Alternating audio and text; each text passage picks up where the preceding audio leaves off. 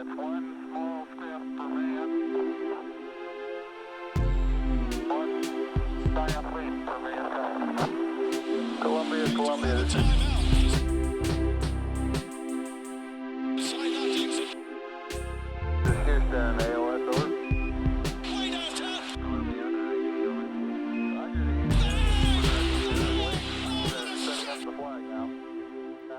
Hello, folks, and welcome to the TKW Podcast. I'm Matt Spendley, and I'm joined today by Kyle Maggio. I missed a hell of a game last night, man. I know. So we're recording this on Saturday afternoon to drop on Monday.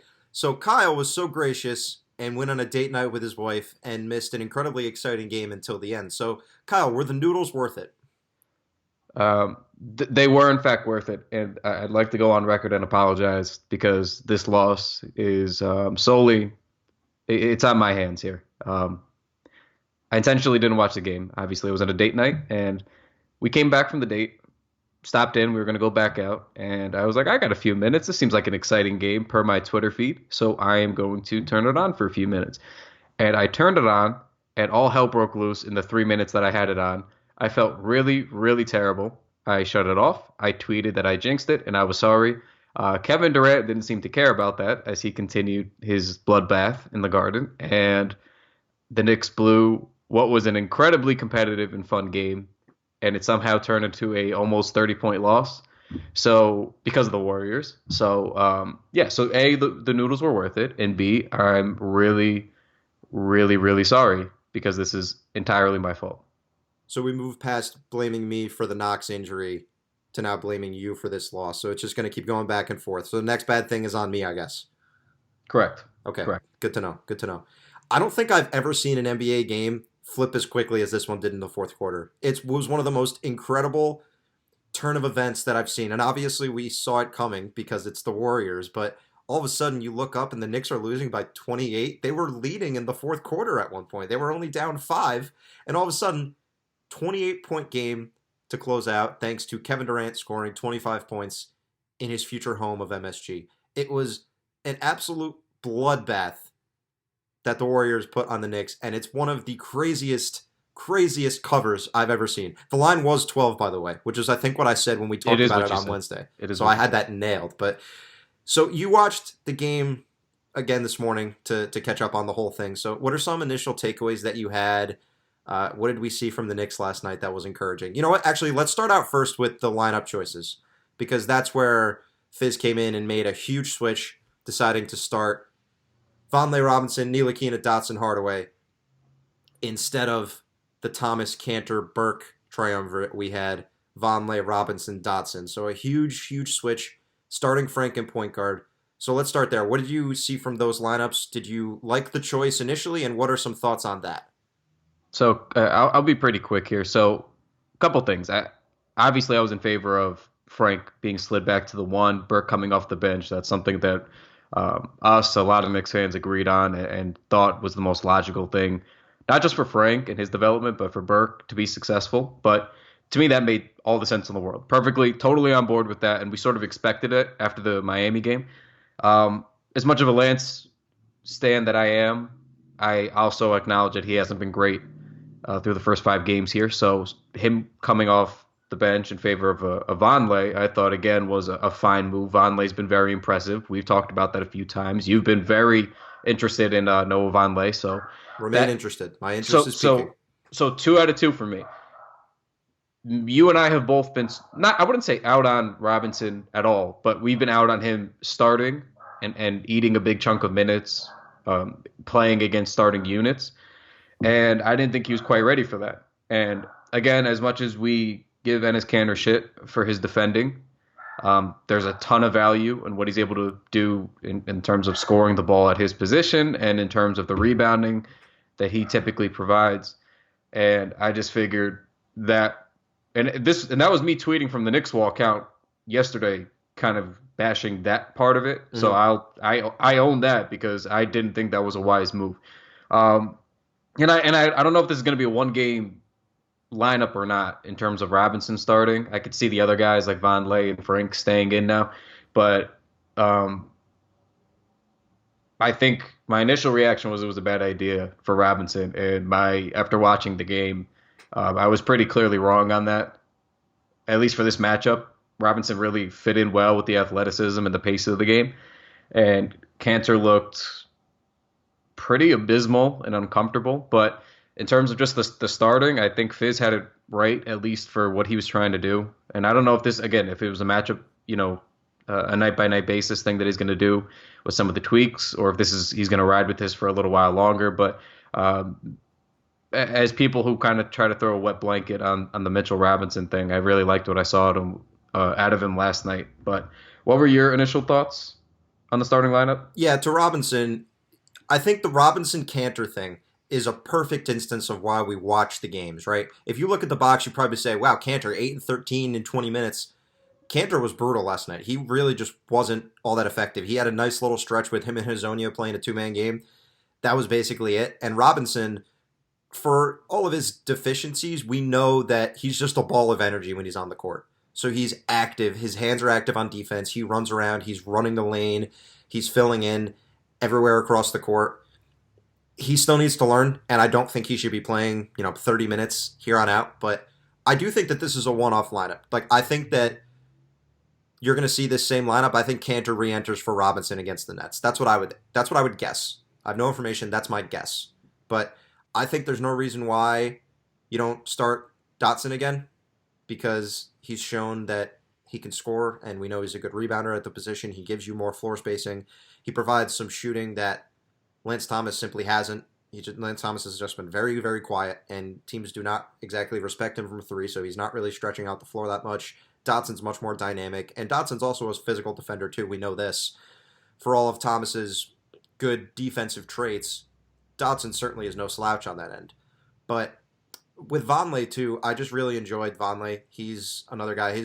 We know about his rebounding prowess. Low-key a pretty good passer, and makes an effort to always be around the rim and protect the rim, which is kind of what they need. We saw him have a great block yesterday. His hands are active on defense, and he allows more lineup versatility. He's a guy that you can play next to a Cantor or a Robinson. We saw Noah Vonleh hit a corner three yesterday, which was absolutely gorgeous. Sign me up for that. He shot a lot of threes on the Bulls last year, a lot more than he had for his career up to that point. And he was a three-point shooter at Indiana. He shot, I think, over 40% on limited attempts back at college. And obviously that's a long time ago now. But when we talk about Fizz's lineup choices, I think we need to talk, before we even get into anything else, about the fourth quarter. Because his choice to not bring Frank in and leave Mario Hezonja out there to close the beginning of the fourth quarter, basically when the Warriors went on the run, is the most indefensible thing he's done as head coach thus far. The Knicks were still going to lose. It didn't matter. But there was no reason at all to have Hezonja out there in that scenario. If he's this keep what you kill, if he's saying you're going to earn what you get, how did Frank do anything less than earn those minutes in crunch time against the best team in the NBA on a Friday night with the bright lights shining down? Why was he not in the game? And he comes back in with like 6 or 5 minutes left. At that point, the game's already over. That was supremely frustrating to me, and we saw that reflected in how we were talking about the game, and we saw that in our mentions too. That was just very, very tough for me, and I think I've made this clear too on this program. I like what Fizz preaches. I think it's all good. He's made a couple choices that I haven't been crazy about. I don't think I'm as over the moon for him as some other Knicks fans, but I haven't loved some of his lineup choices, and this was one that is basically unforgivable. I just didn't understand why it happened, and it was stressful. That's what I have to say about that part of it. Yeah, no, I really agree, and I'm pretty high on Fizdale, and I actually, despite the cautious optimism and the whole, I got to see it on the court thing, as a whole, it's lined up with what he's been saying. So I've been pretty happy with him as a whole, in the grand scheme through the first 6 games here. But yeah, the Frank thing was puzzling. Obviously, that's when I tuned in last night, and then I watched the remainder of the game today, but I didn't quite understand it. Now, had Hezonja been balling, obviously it would make sense, but Frank was balling, and not just offensively. He was actually pretty stout defensively as well. He's playing Steph and Clay about as well as you could on a lot of those possessions, and I just don't understand why when the game started to flow that way, why he would ride with the unit that he did. It just didn't. And I understand, like, usually when you're the coach, you leave in a unit that's doing pretty well. So they were flowing pretty well at the end of the third, and then early fourth, they still had the lead, but I didn't see any reason why you would have any faith in that lineup.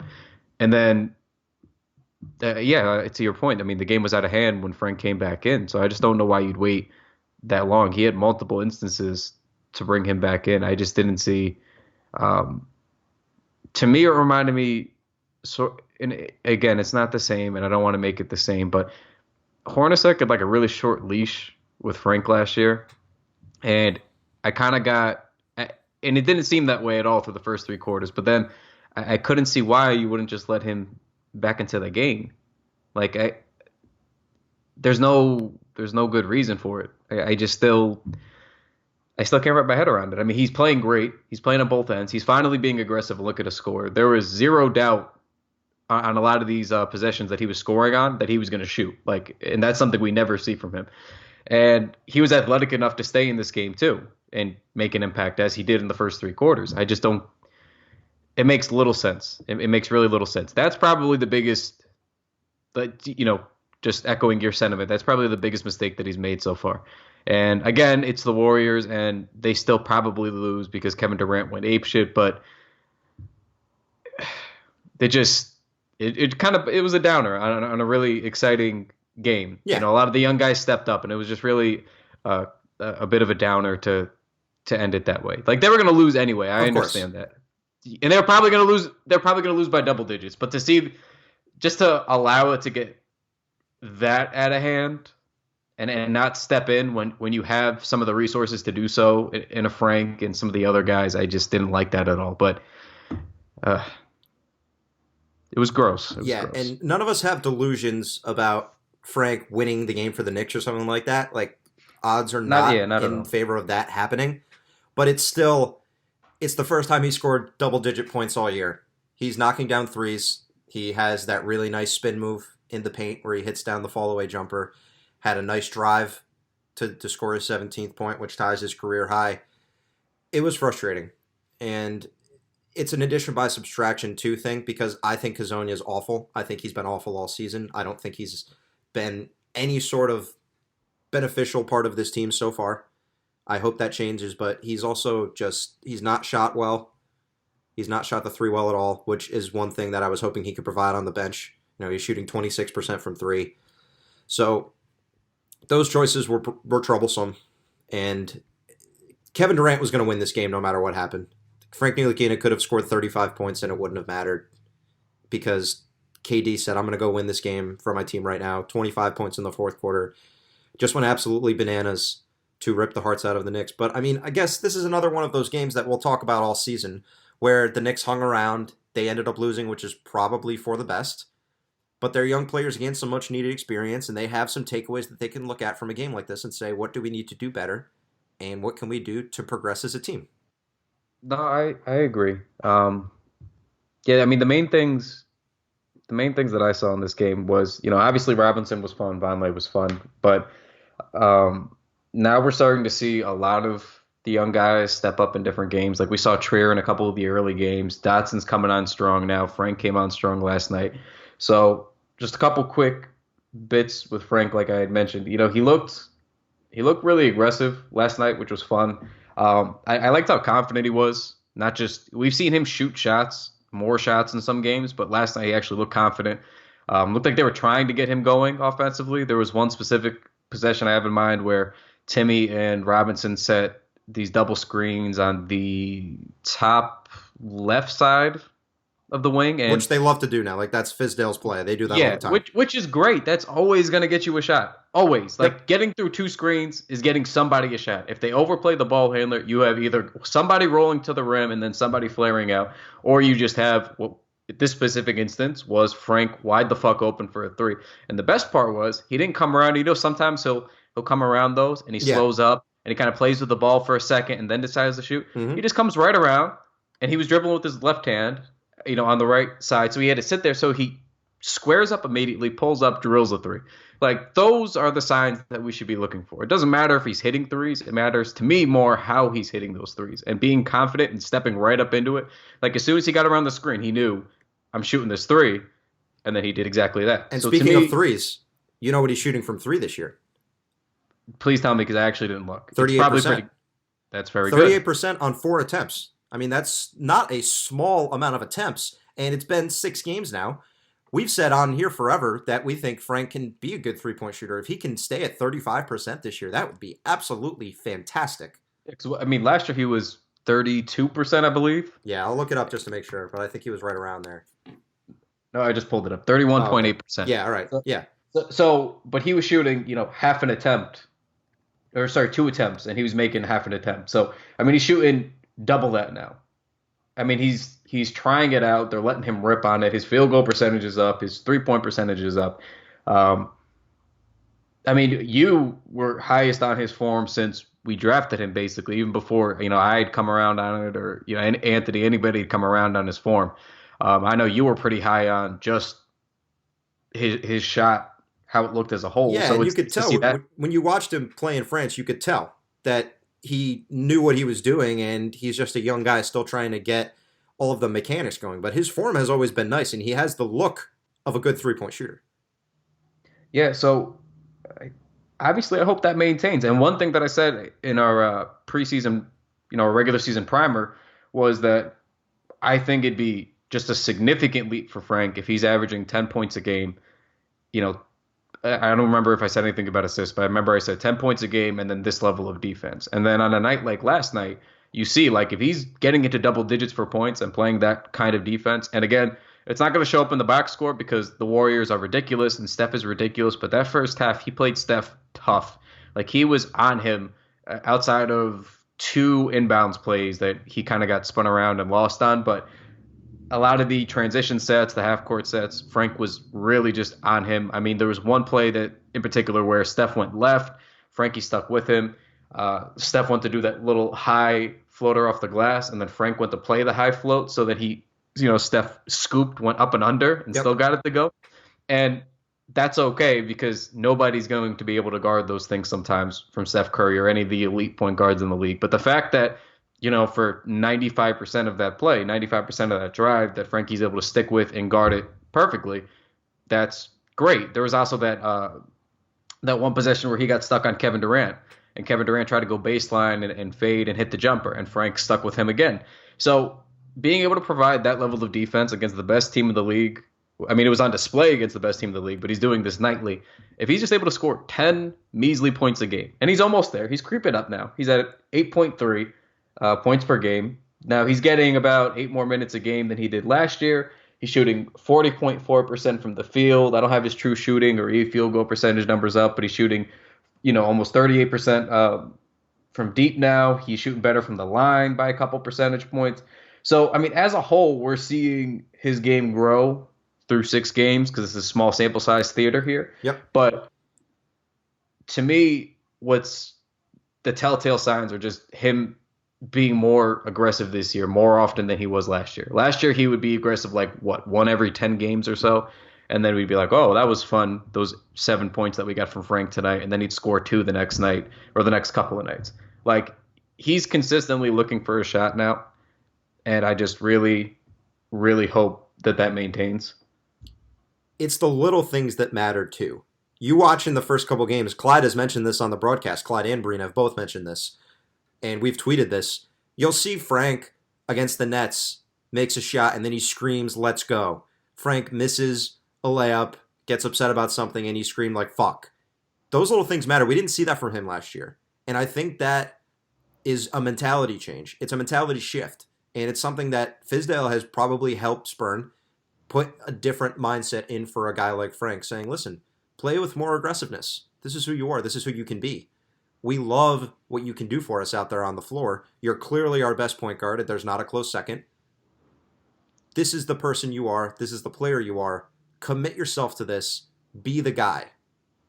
It's just really encouraging, man. And I know we didn't really make a whole lot of it when Burke got the starting nod to start the year.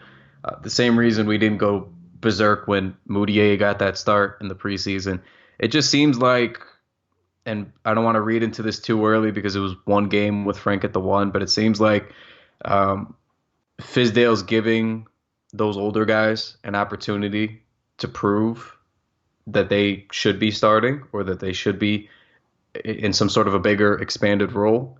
And if they underwhelm, he's not afraid to pull them back. And I don't think Burke's super underwhelmed, to be quite honest. I know his shooting numbers have regressed predictably. And I know you were, beating that drum the entire summer and people didn't want to hear it, but his field goal percentage is way down. It was inevitable. It's just the way it is. One thing that because I don't want to ever sit here and sound like we're just standing for Frank and then bashing Burke, because we do root for Burke and we want him to succeed. Of course. I'm gonna give him the credit where it's due, where I still don't think he's a starting level point guard, but he has adapted his game a little bit more. He's clearly willing to shoot more threes this year. And when he's getting a lot of these passes and he finds himself wide open, instead of, taking that extra dribble and sort of prolonging the inevitable, which is him taking the shot anyway, he's just squaring up. I think he had a couple of corner threes in Miami. One corner three in Miami. But then we saw that same thing last night against the Warriors. So it's just he's actually catching and shooting now, as opposed to I got to do something off the dribble and create and drive. So I give him that credit, but at the end of the day, I just think that helps him more for that bench role and being the sixth man. So I like what I've seen from him in terms of how he's trying to score this year versus how he's played as a whole, where he's been kind of a net negative because he's been inefficient and he hasn't played good defense. And outside of that Milwaukee game, he's not really moving the ball all that well. So I give him that credit, and I do like Burke, and I want him to succeed. And honestly, if he can turn himself into a bona fide 6th or 7th man off the bench and just be a bench scorer, that's a guy that's worth holding on to in that role, because he's capable of taking care of the ball too. But I mean, just watching them last night against a really competitive team, a really the best team in the world right now, and seeing Frank kind of be able to go toe to toe both on offense and on defense with those guys, to me, that should leave no doubt in your mind. And this isn't to say I'm sold on Frank doing this every fucking night, because he's not going to. But when you see the impact that you get out of Frank every night so far this season, and no matter the role that they put him in the 3, they put him in the 2, they put him at the 1, and he's just plugging away doing his thing. It's just, to me, there's no competition anymore. But I do appreciate that Fizdale gave him the opportunity to try it. He gave him the first, 5 games to go out there and start. And I don't think he was, again, I stand by, I don't think he was miserable at it despite his ineffectiveness. But, it's just not there. It's just not there, and it's okay. But I do like that Fizz is sort of going through the process of it. Okay, here Moutier gets a shake. Burke's going to get a shake. Frank's going to get a shake. And to me, that's staying true to the keep what you kill thing.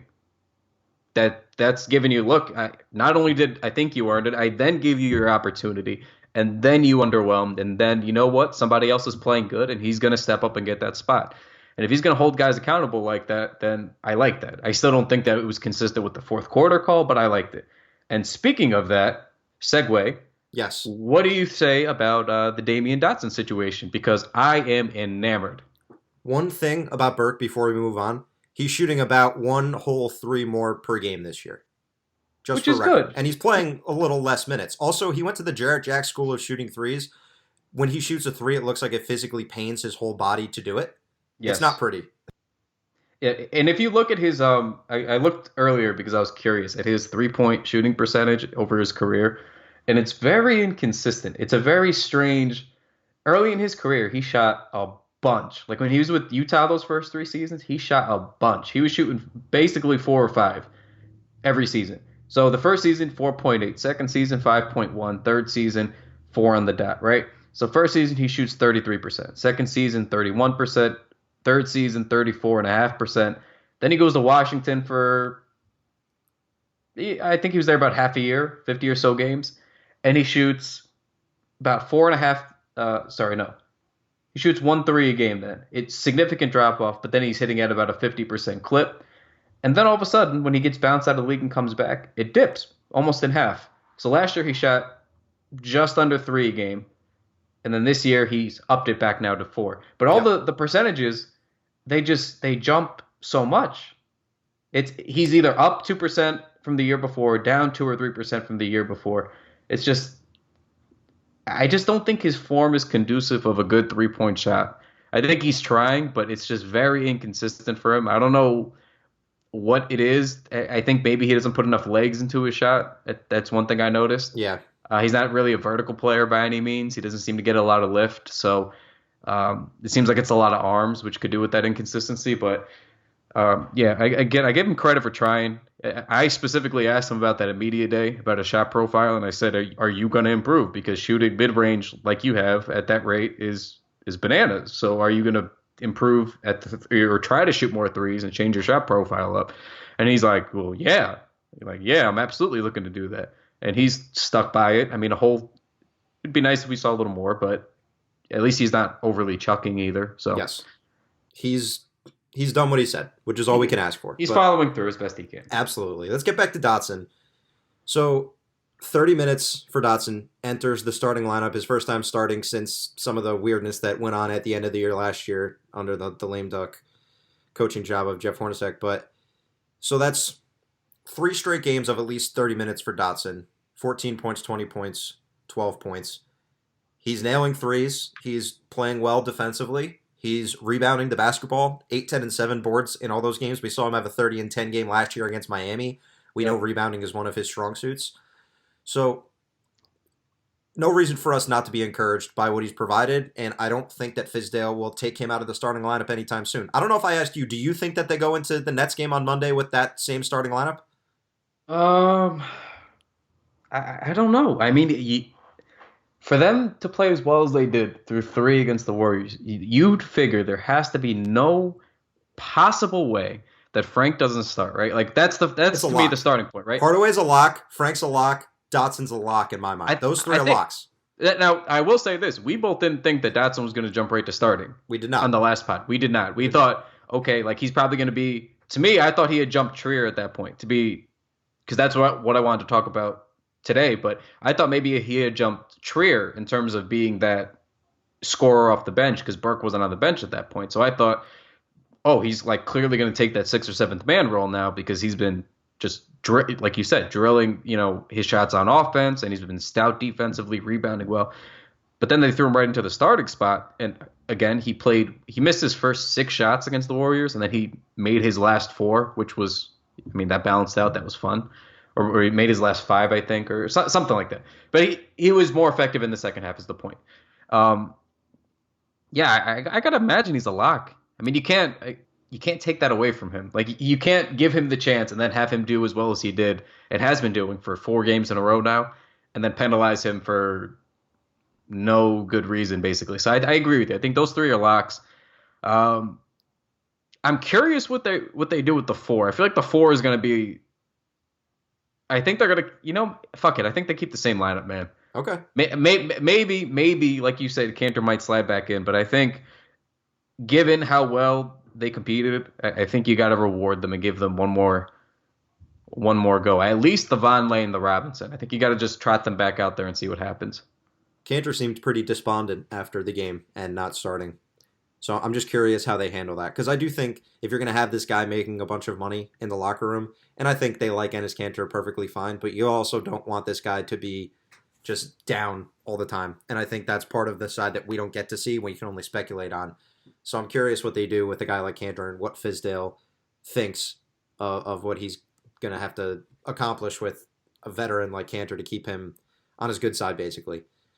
I don't know that, and I said this yesterday, and again, you know how the Robinson fans have been when we say anything critical. I said yesterday I just didn't think not only that Robinson wasn't ready, but that we hadn't seen enough from him, both because, 1, he kept rolling his ankle, and then 2, when he did play, we haven't really seen him do much in any meaningful minutes. So I didn't think he was really deserving of the start. Yes, his entrance into the starting lineup was a little different than like Frank moving to the 1 or Dotson moving in because it wasn't performance-based. It felt more like, number 1, let's give this young guy a chance, and number 2, we think that Mitchell Robinson matches up better against the Warriors than Enes Kanter. Right, and after a couple of conversations, I didn't necessarily disagree with the matchup aspect of it, but it was more of the merit that I had issue with. I was like, why are we starting him? I understand Kanter has his drawbacks here, especially defensively. But what are we really doing here if he's basically, Robinson was playing little minutes. He wasn't really all that impactful outside of a couple little fun things like that alley-oop with Frank in the Miami game in garbage time.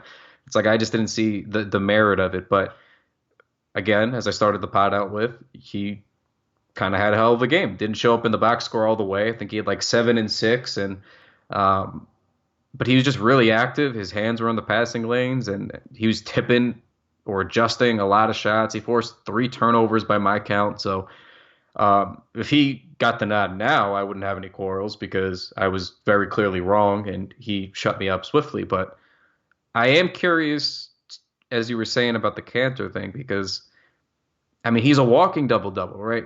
He even off the bench, he almost got one. And it just seems like he's going to be back in the starting lineup, sooner rather than later. I don't know what your vibe on it is, but I don't think that they're going to, with the talent that's on this team, I don't think they're going to sit him all year. No, I agree. Like I said, I think Cantor re-enters the lineup on Monday. That's just purely my gut feeling. I have nothing to back that up, and I don't think Fizdale really gave any indication after the game what he's going to do. But I think we're going to see the Knicks trot out a bunch of different starting lineups this year, and that's why I really have no issue with it. Fizdale's doing what he said he was going to do. I just worry about the veterans on this team. They're not long for the Knicks, right? If the Knicks have their dream scenario of landing a Kevin Durant or landing another max free agent, a guy like Enes Kanter is not going to be on the roster. A guy like Tim Hardaway Jr. likely won't be on the roster because they're going to have to move him if they want to bring in a couple guys. But I do think it's important just from a leadership perspective and from cultivating a good atmosphere in the locker room to make sure that you don't lose the veterans, because we saw Fizdale have issues with Marc Gasol, and whether it was his fault or Gasol's fault is neither here nor there, but it's something that he just should be aware of. That's all I ask, because it's good to have tough love. It's good to have these guys know they need to play their asses off if they want to get the minutes that they think they deserve. But there's a fine line, too. You don't want to have to get to the point where the veterans are all disgruntled and Lance Thomas and Cantor and Hardaway don't feel like they're getting their due. Tim Hardaway has got the green light to shoot whenever, so I doubt that he will ever be upset. He's living in heaven right now. Another decent game from him last night, by the way. We can get into that a little later, but try everything. I said this over the summer. I think I did a pod with Corbo, and I was like, just try everything that you can on this roster. Do whatever you can.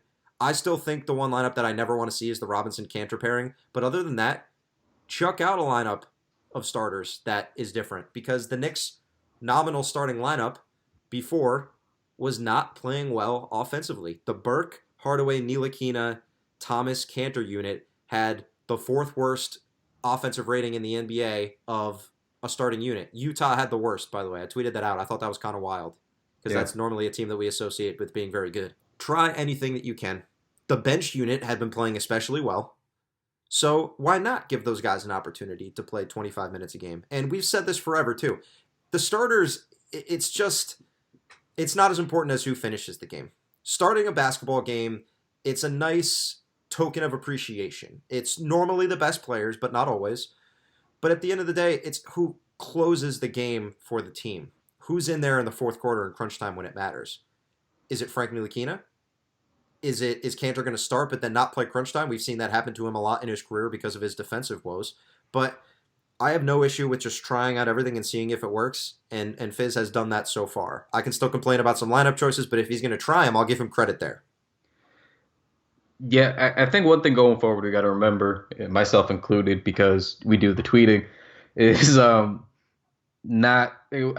there's always such a shock whenever I see the new starting lineup. Like, I get a little bit excited, taken aback. I want to talk about it. It's fun to talk about it, and I totally understand. And fans want to talk about that, and so do we. That's what makes it enjoyable. Right. And then I always have to stop myself, because every time we then take a step back and get off of Twitter and we talk about it in this conversation, in this setting, we kind of remember that this is going to be a fluid situation all year. It was a fluid situation in the preseason. It was a fluid situation the first couple of games this year, and it was a fluid situation now. So it's going to be this way the entire year. And it's mostly, for me, what I'm curious about is the in-game adjustments, because trying out different lineups to start or to finish is one thing, but in-game, you should be trying to win the game. Even if you're, tanking, even if you don't have the talent level, like you should still be making the adjustments that would try to win you a game. And that's why we were hard on Fizdale earlier in this podcast, because it was like, you did your experiment. You went a little bit mad scientist with the starting lineup, and it worked. It worked. You had a nice little balance between the first unit and the second unit, and for whatever reason, it worked, right? And the only real knock, because it was a night of mostly good decisions, and because of that, it stood out so clearly, was Frank not closing the game. So like that is your point, and it's correct, and we got to just keep that in mind. Like me, myself included, I got to keep that in mind, because that's really what it comes down to. It's like that, to me, that's the decision you criticize, not the starting lineup. And I'm speaking mostly to myself, because I did make fun of the Cantor sitting thing last night before the game started. And then, that's pales in comparison to not playing Frank the entire or most of the fourth quarter. No, I get it. We all fall into that. And I tell myself the same thing, too. We can talk about the starters all we want, but it doesn't always matter that much. It's more of the lineup choices, too, right? Because we saw the not normal game for the Knicks, because the Heat game was whatever, was against the Bucks. We saw in that game, Vonleh played 19, Dotson played 32, Hezonja played 30, Frank played 35, Trey Burke played 22. Against the Warriors, we saw Vonleh 22, Frank 26, Dotson 30, Hezonja 18, Burke 22. So those minutes are essentially the same. It's a matter of how you're deploying those units and who fits best together. That's what it comes down to, and that's the choices that Fizdale has to make. I wonder if this is going to be, and we've heard Fizdale talk some about analytics, a more analytically driven team, because I find it hard to believe that they wouldn't have some lineup data and say who's been working well together. That always, this is one, not to get on a tangent, but I'm curious what everyone else out there thinks of it and what you think of this, Kyle. I often wonder how much NBA teams, dumb NBA teams, which the Knicks have been for years now, we hope not the case anymore, but we have so much information readily available to us on the internet. I subscribe to a couple websites. I'm on NBA stats every day looking to see if I can find any nuggets. Like, how often do these teams go out there and look up this information that they should be able to get for free to find out that maybe this unit isn't working together? That always has baffled me, because it seems like sometimes either coaches just don't use that information that's readily available, or they just choose to ignore it because of their gut feelings. That's always been something about basketball that's bothered me. I think it's the latter there, to be honest with you. They just ignore it for their gut. I think because that's the problem with coaching, is a lot of it is gut. Like a lot of it is you're in the moment and have to make quick decisions that maybe we don't realize. When's the right time to pull somebody? When's the right time to put somebody back in the game? And that's one thing that we always think is black and white because we're on the outside. But I don't want to sit here and say that's one of those things that you have to have played organized basketball or coached organized basketball to understand. But it really isn't as simple sometimes as, oh, well, we know Frank plays well in this is just an example because I clearly disagree with what I'm going to use as the example, but we would play, Frank in the fourth quarter. His lineup data shows that he's much more effective to close out games, but Burke said, Burke just hit a couple of threes. Maybe we should ride that hot hand out and see what happens. Who knows if he's going to take over or not? Like sometimes it's not as black and white as we like to make it seem, I guess. And the other thing too is we have a lot of free data, and I am always skeptical of the free data because the godfather of analytics, Daryl Morey, and I'll always say it this exact same way, has refuted publicly that there's anything notable in publicly available defensive data.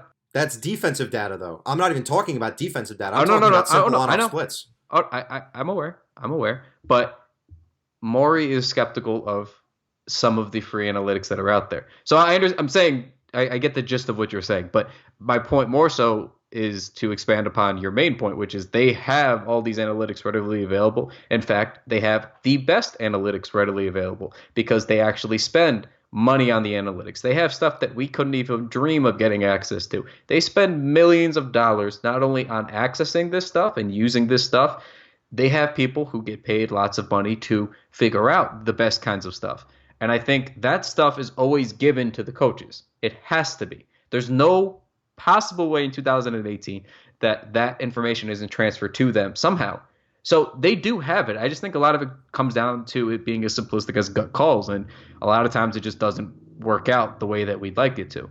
It appears to me the trend through 6 games is Fizdale has that information and he's using that information and he's just giving, guys who have made their bones either last year or over their careers, like a Cantor or a Burke, like their fair shake at, getting out there and kind of proving those analytics wrong. Because as we get deeper into the season now, their responsibilities and their roles have dwindled a little bit. And Cantor, I don't want to make too much of, but mostly the Burke thing, because all season that was the point of contention. Was it was Burke's going to break out and have an All-Star year was in our mentions all Wild summer, take. all summer, just a wild fucking take, and it always makes it sound like Burke haters or a player hater because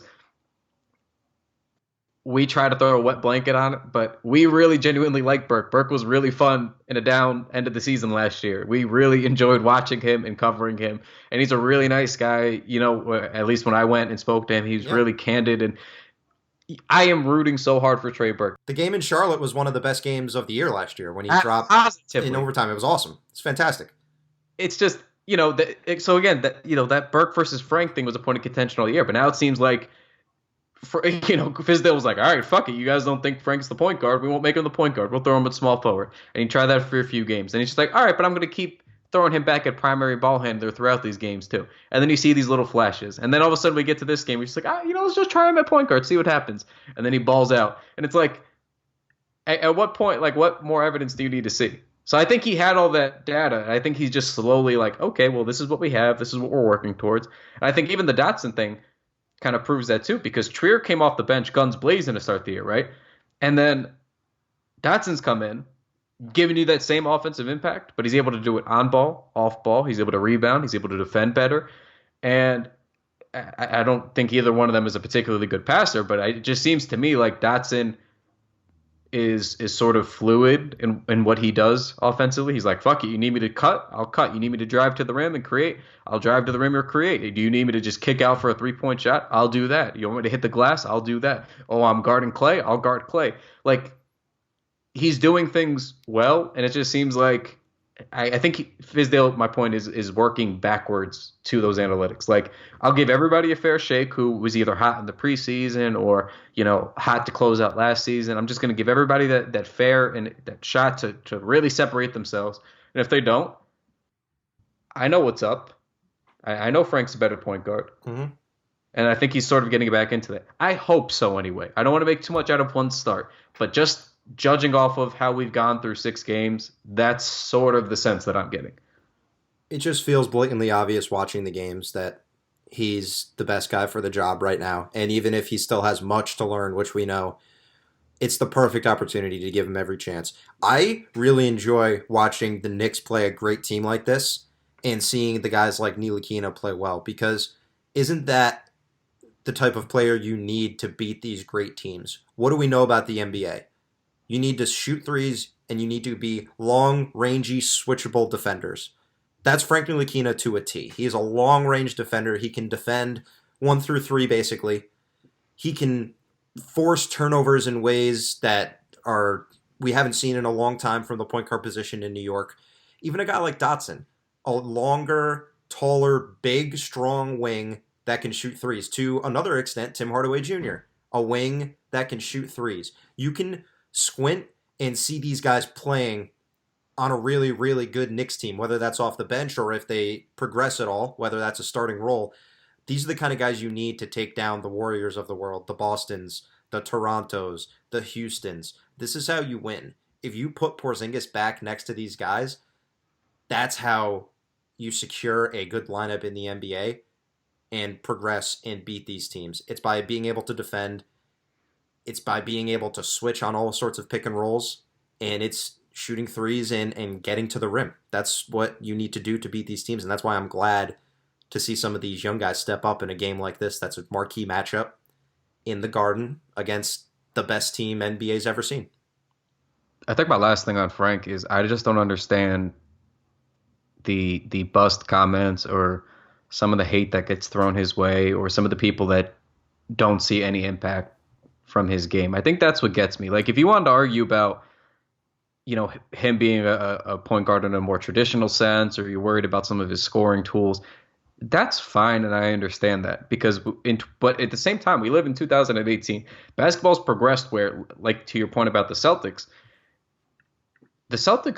starters and even probably their sixth or seventh men, they don't really have positions. It's just guys that just go out there and fill different roles on offense and defense because they can switch a lot of things on offense and on defense. Frank is exactly that kind of guy. Like you can play Frank at multiple positions on offense and multiple positions on defense, but his strengths where he's more natural is still as the one, as the point guard, as the primary ball handler. And if you disagree with that, that's fine, but you should be able to disagree with that and then still go, well, Frank should play 30 to 35 minutes a night because his impact is tremendous. That's what I'm always split on, is because the people that are out on him as point guard are out on him as a player, and I don't understand that part of it. It's simple. It's simple why people are out on him as a player. You know why? It's because he's not that good of a scorer. And for some people, that's enough to consider someone a bust. And you know me better than anybody, I always come back to some of the analytics that get thrown around a little bit too much, and I go, okay, but the point of basketball is scoring. You got to be able to score better than the other guy, better than the other team. And I do say this, and I stand by it. But there comes times when people's impact is so tremendous that, you know, in other aspects of it, that's why I said if Frank's able to score just a little bit and give you basic playmaking and then elite defending, like you should clearly see the impact in a player like that. So it's very silly to me. Hopefully this is the start of something nice now with Frank. Hopefully they just give him the reins and rip it and let him run. And then he can leave, no doubt, and we can move on. But somebody else that we can touch on real quick before we close up here, who's leaving, no doubt, is Tim Hardaway Jr. Aha. Our guy. That's our OG guy. Did you put your cape on? My cape's always on. It's always on. My cape's flapping in the wind right now, so it's like I feel Doc really good about Ock, this. like brain chipped into my back. Like it doesn't come off. Nice. That's how it works. Nice. That was a nice topical reference too. You think Spider-Man so? was a great game. 2004 Spider-Man 2. Yeah. Which I saw in theaters as a young kid.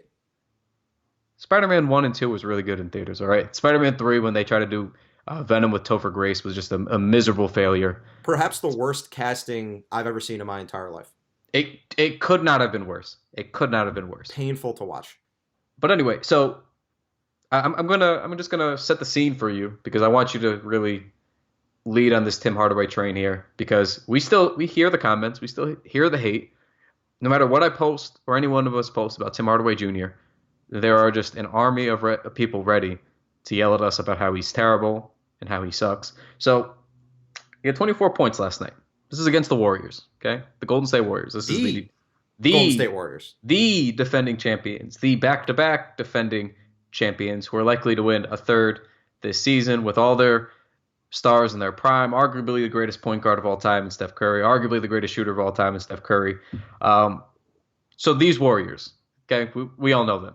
So he had 24 points last night, 9 of 21 shooting, which you might think, listeners to this podcast, that I'm now proving your point, that he had an inefficient night. But may I remind you that he also shot 12 threes. And in context, shooting more than half your shots from three matters. And it makes you being inefficient or slightly inefficient as a whole, it makes it sort of irrelevant. So he went 4 of 12 from three, which not fantastic. He's been pretty hot to start the year, but again, Warriors are a tough matchup, both on both sides of the ball. He had 2 rebounds, 4 assists for those who say he has tunnel vision, couple turnovers, but as a whole, especially defensively, this is still very fresh in my mind, having just watched the game. He was engaged pretty much the entire way through. I mean, he was matched up on Clay or Iguodala, a couple, those wing guys, and I just felt like he did a great job. He switched when he was supposed to switch. He was covering, he was contesting. I didn't really see him get caught sleeping. I mean, certain times he was out of position, but again, defending this team, even for the best defending teams, is a pain in the fucking ass. So I thought Timmy did just fine last night, and that matches up with, to me, the effort he's given all season. So, Matt, can you please tell me what you saw from Timmy last night, what you enjoyed, and why this continues to prove us right being in the minority with Tim Hardaway Jr.? It's the decision-making that we want to see from him improve, right? So I really enjoyed the one pass he had. He drove the lane, drove around a screen, got into the lane, made a beautiful pass to Frank in the corner. Frank nails the corner 3. Correct. That is all we're asking from him. We're not asking much. We're not asking him to be some crazy passer, but to be more than a scorer is what we're asking for. Mike Cortez over at the Knicks wrote a great piece this week about Hardaway, saying that he wants to be more than just a costly scorer for this team, because that seems to be what has defined him. And I know we've talked about this a lot, so I'll make this brief. You can still watch Tim Hardaway in a game like this and see him being a playable cog in a matchup. I'm skeptical even as I sit here and defend him. I'm skeptical that Tim Hardaway Jr. could even be a third option on a title contending team because of the nature of his game, because he struggles defensively, because of his shot selection. I wonder how he would perform if he didn't have the ball in his hands all the time when he was relying on other guys to set him up. I think he would benefit if he was able to get in a mindset where he would know that he would do a lot more spot-up shooting rather than off the dribble and stuff like that. But for this team, he makes smart decisions in the pick and roll. He's shooting about 42%, so even 9 of 21 is 43%. It's pretty much in line with what he's done all year. That's fine. The 33% from 3 isn't great, but he's been better from 3 this year. That's fine. He's shooting over 20 shots a game, which is pretty incredible. I looked this up right now because I was curious. There have been 5 Knicks in the history of the franchise, if I did my search query correctly, which I believe I did, that have shot over 20 shots per game. Do you want to guess or do you want me to tell you? In a full season, obviously. I would just like you to tell me. This is going pretty swimmingly. So Richie Guerin is one. Bernard King. Melo did it twice. Ewing did it twice. And then Bob McAdoo did it in 76-77. So I don't know if he'll keep shooting 20 shots a game, and it depends on if Porzingis ever returns this season, how the rest of it goes out. But he's being asked to do a whole bunch for this team, and there's no reason for us to think that he's been anything less than good, which is what I've said, and I'm going to continue to say unless he all of a sudden goes in a slump for an extended period of time, which we can't rule out because he's streaky.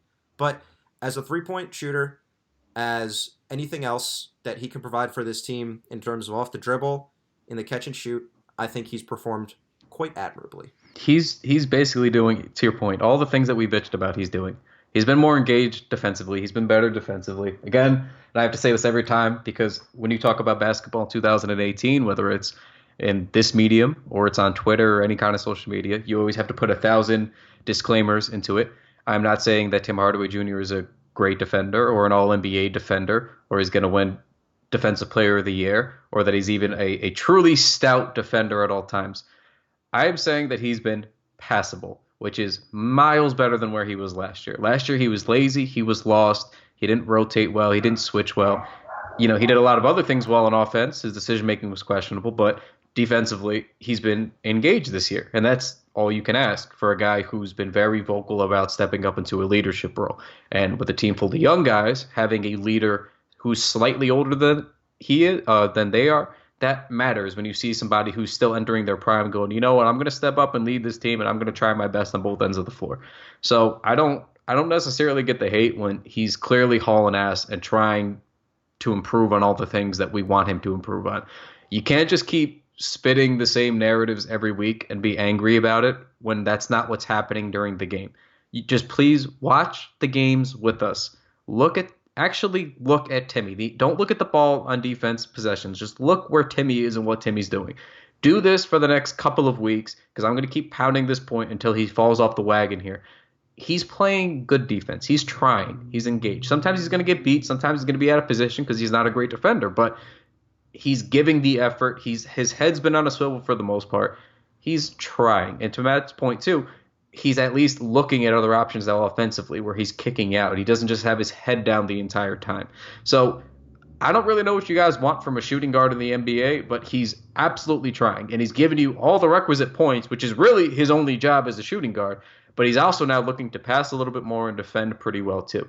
He's not going to ever make that leap. Maybe he does, and I'd love to be wrong because this would work out beautifully for the Knicks. But he's not going to make this leap to become a superstar or even a real star in this league. But for a 20-plus point per game scorer to be able to pass effectively at times, who plays at the 2, and to be able to defend the way he's defended through, again, very small sample of 6 games, it's encouraging. I don't know what else you guys want from him. I really, truly do not know, but he's fine. He truly, truly is fine. Before we get out of here, have you heard Frank Ntilikina's new nickname that we can't say? So I'll let Steph Curry say it for us. Yeah, play it, but I heard it once this morning. Okay, I'll play it. You know what Frank Ntilikina, is that how you pronounce it? How he played tonight has obviously showed a lot of promise. It's the best thing I've ever heard in my entire life. He said it two different ways, and it didn't get better the second time, and he got no help from who was the interviewer? Was it Rebecca Harlow? Yeah, it was Rebecca Harlow. Okay, and I didn't want to say the wrong person. So Rebecca just smiled and laughed it off instead of correcting him. Which, please, Rebecca, just steer him in the right direction. I don't know. Do you think this was intentional?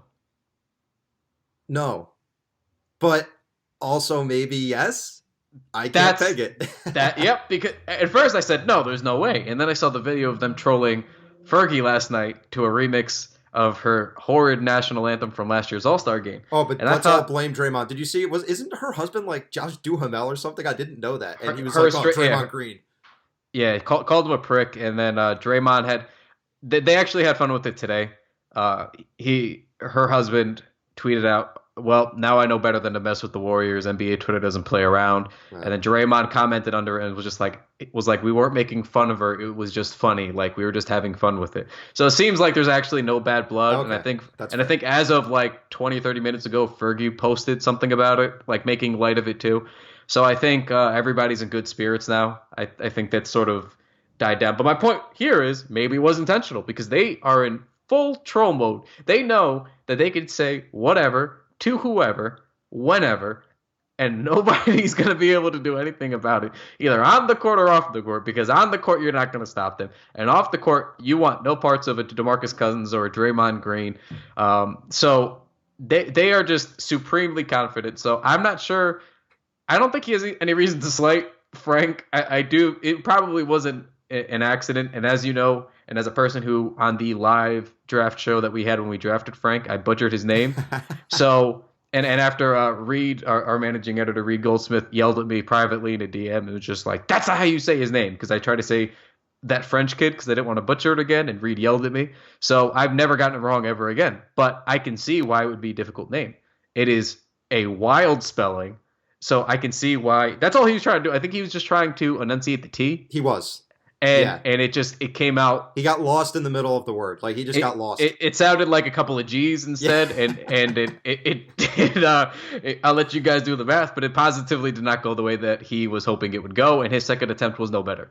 I gotta have this on tap, so anytime Frank does anything, I'll just play the step video. Just have like the 2-second clip. I'm just gonna play yes, and then play the step video. It's hysterical though. So that was cracking me up this morning. I think I've looped it like 20 or 30 times. It just cracks me up. All right, so Knicks-Warriors was fun. A lot of takeaways, and the Knicks will be back in action next week as we listen to this on Monday. So the Knicks will be playing again tonight. But Kyle, before we get out of here, anything to plug this week? What do we got coming up? So just make sure you guys, the big thing we're trying to do right now is our Twitch channel. We're trying to do a lot of the pregame and postgame shows there. It's been a little inconsistent. We're still trying to get it up and running, but make sure you subscribe. It's twitch.tv/TheKnicksWall, just fully spelled out. We're basically doing a lot of 2K shows there. It's the same thing with the Periscopes. I think some people have been hesitant to click because the Periscopes, you guys are able to ask a lot of questions seamlessly through your Twitter app. But Twitch operates the same way. There's a channel there. You could just ask us all the questions. We've gotten more traction of late, but make sure you guys do that. It's a lot of fun for everybody. You guys get to watch a simulated game, a preview of the night's matchup, and we'll just shoot the shit. We'll talk about what we hope to see. We'll talk about the actual game we're playing in and a whole lot more. So do that, please. Make sure you should be subscribed to this pod if you're listening. If you're not, make sure you subscribe. Make sure you give us a 5-star rating. That helps us continue to do what we do here. And the last thing, besides checking out all of our wonderful daily and original content that we have coming out on theknickswall.com, is to keep an eye out for some merchandise happenings. The Robinson shirt was a big hit, and we're pretty happy about it. And we have more things of that nature to come soon. So I don't want to tease much more than that, but that's on TeePublic. The shop is The Knicks Wall.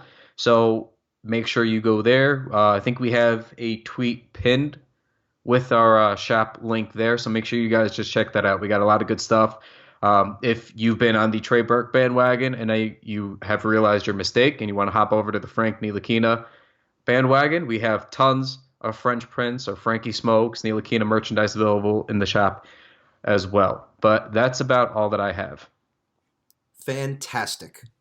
1-5 Knicks, but it's been mostly fun. So It's been mostly fun. let's The only keep it game that rolling. wasn't fun was the Miami game. Everything else has been fun. And the stretch in Milwaukee, but they had the nice comeback at the end. So either way, get some nice matchups next week. Knicks may be able to win a couple games, get a couple in the win column. But until then, we'll talk to you guys middle of the week. All right. Take it easy, guys.